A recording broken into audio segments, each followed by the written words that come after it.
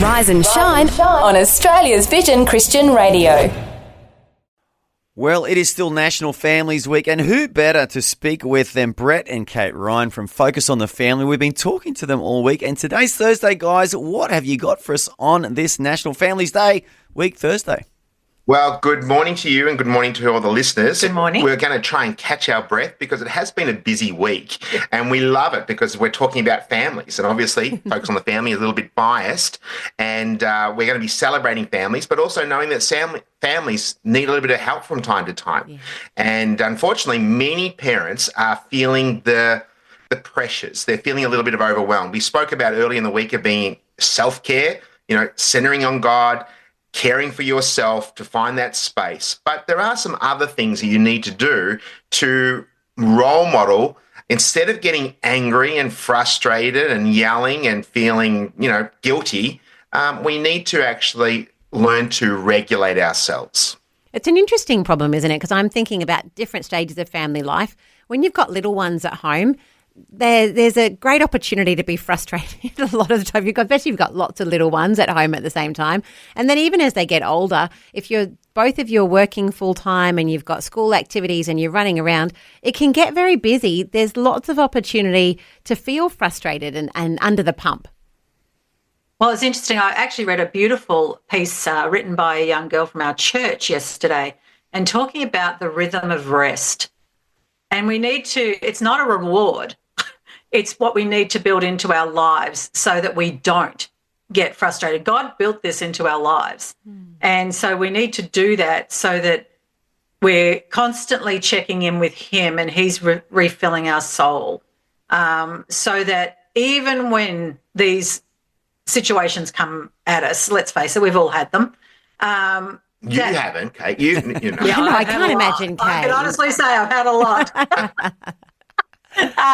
That we have to find places, even if it's we take our kids all out into the backyard, give them something to do, and just take that few minutes to connect with God and say, I'm exhausted, Lord, I'm just coming to you for a chat because I know that you will fill my soul.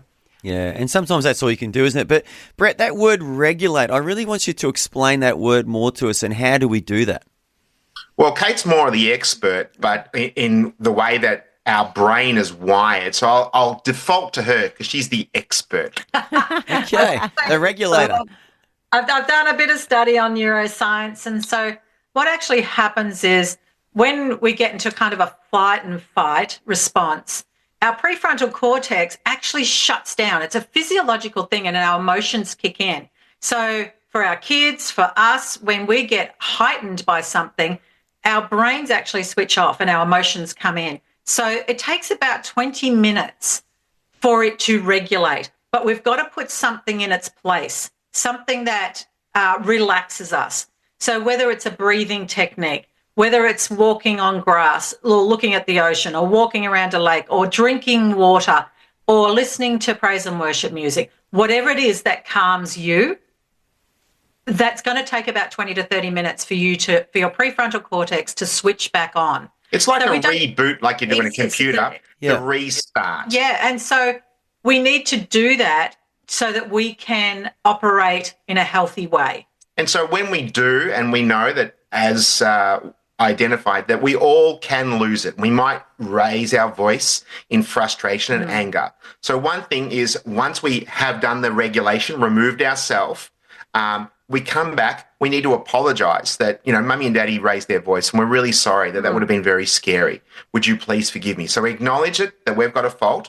And another thing that I really highly recommend is a simple acronym that would be ideal in every situation, not just when families, but in our workplace, in our churches, in our community, wherever it may be, is to think before we speak. And using the THINK as the words that come from. The first T, is it true? So when you hear something that's going to trigger you, hang on, is that true? Then we need to go H. Is this what I'm going to respond or how I'm going to react? Is this going to be helpful to the situation? Is it going to escalate it or is it going to de-escalate it?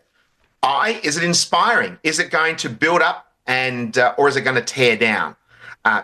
N, This is a really important one. Is it absolutely necessary that I get my point across? Is the timing right? Because you have to pick our moments. And then finally, similar to the I in inspiring, is it kind? The talk about the fruit of the Spirit, love, joy, peace, kindness. Is this going to help? And if we all did that in our relationships, could you imagine what life would be? To think before we speak. And I think the important thing in there is you have to breathe.